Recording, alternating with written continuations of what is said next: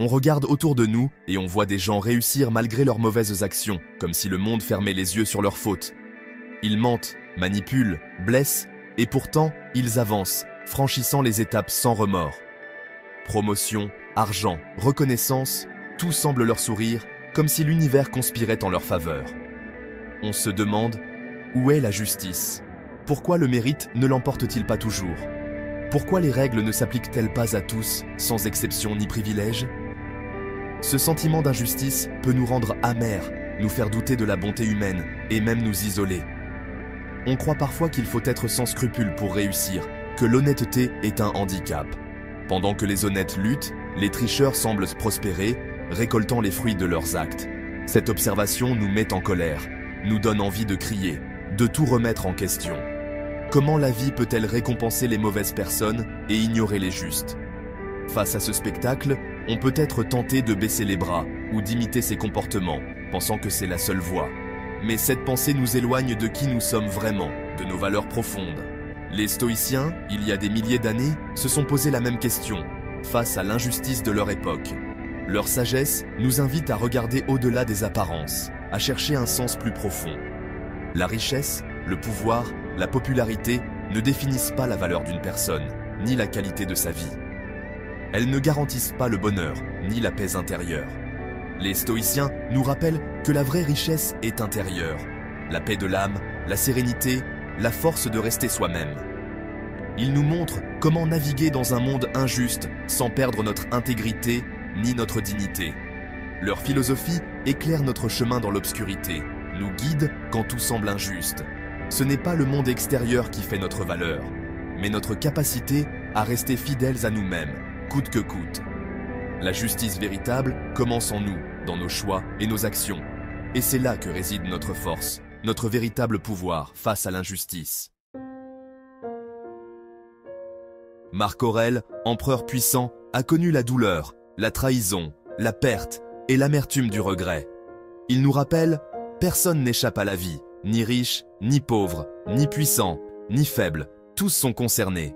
Chacun porte ses propres épreuves, même ceux qui semblent prospérer après nous avoir blessés ou ignorés. On ne voit que la façade, jamais les batailles intérieures, ni les cicatrices invisibles. La grande maison cache les nuits sans sommeil, le sourire masque l'anxiété profonde. La vie présente la facture à tout le monde, d'une façon ou d'une autre, sans exception.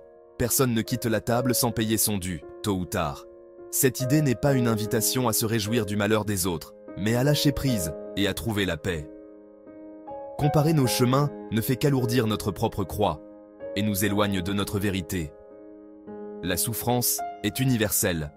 Elle n'est pas une punition personnelle, mais une expérience humaine partagée. Quand quelqu'un semble s'en sortir après nous avoir blessés, souvenons-nous, la vie a ses propres leçons à enseigner à chacun. Nous ignorons les démons intérieurs de chacun, les luttes silencieuses.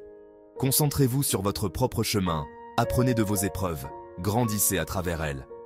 C'est là que réside votre pouvoir, dans la résilience et l'acceptation. La paix vient de l'acceptation de cette vérité et de la compréhension de notre humanité commune. La vie est un maître exigeant pour tous, sans exception ni privilège. Ce que nous voyons n'est jamais toute l'histoire. Il y a toujours plus derrière chaque regard. Gardons confiance en notre propre parcours, avançons avec espoir et courage. On croit parfois que le mal reste impuni, que les mauvaises actions passent inaperçues dans l'ombre. Mais c'est une illusion à court terme, car le temps finit toujours par rattraper chacun. Les stoïciens enseignent que chaque acte, même le plus discret, a des conséquences inévitables. Faire du mal aux autres, c'est d'abord se nuire à soi-même, en abîmant sa propre conscience. Vivre dans le mensonge, c'est construire sa propre prison mentale, une cage invisible mais bien réelle. L'argent ou le succès n'apportent jamais la paix intérieure à ceux qui trichent ou manipulent. La peur d'être démasqué, la méfiance, l'absence de relations sincères, voilà le vrai prix à payer. Ce n'est pas toujours une punition visible, mais une agitation intérieure qui ronge lentement. Le temps révèle tout, les masques tombent, la vérité remonte toujours à la surface. Les graines de malveillance finissent toujours par germer, même si cela prend du temps. La vie a une mémoire longue, une justice patiente qui ne s'oublie jamais. Il ne s'agit pas d'attendre la chute de quelqu'un, mais de comprendre que tout acte porte ses fruits, bon ou mauvais. Faire le bien mène à la paix intérieure. Faire le mal à l'agitation et au tourment. En comprenant cela, on se détache du résultat et on avance plus sereinement. L'équilibre finit toujours par se rétablir, tôt ou tard, dans la vie de chacun. Notre responsabilité, planter des graines de bonté et d'honnêteté chaque jour. C'est le seul jardin dont nous sommes responsables, celui de notre cœur et de nos actes. Et c'est là que commence la vraie justice, celle qui apaise et élève l'âme. Face à l'injustice, la colère et la vengeance semblent naturelles. Mais Sénèque disait « La meilleure vengeance est de ne pas ressembler à son ennemi ». Répondre au mal par le mal, c'est se laisser contaminer. Le pardon n'est pas une faiblesse, mais une force immense. Pardonner, ce n'est pas excuser ou oublier, c'est refuser de laisser la blessure contrôler notre vie. C'est couper les chaînes qui nous lient à la personne qui nous a fait du mal. Tant que la haine subsiste, nous restons prisonniers. Le pardon, c'est reprendre notre pouvoir, se libérer soi-même. La rancune est un poison qui nous consume. En choisissant le pardon, on choisit la santé de notre âme. On tourne la page, on regarde vers l'avenir. Le pardon est un acte de souveraineté sur notre vie. Il ne nécessite pas la réconciliation, c'est un processus intérieur. On peut pardonner sans jamais reparler à l'autre.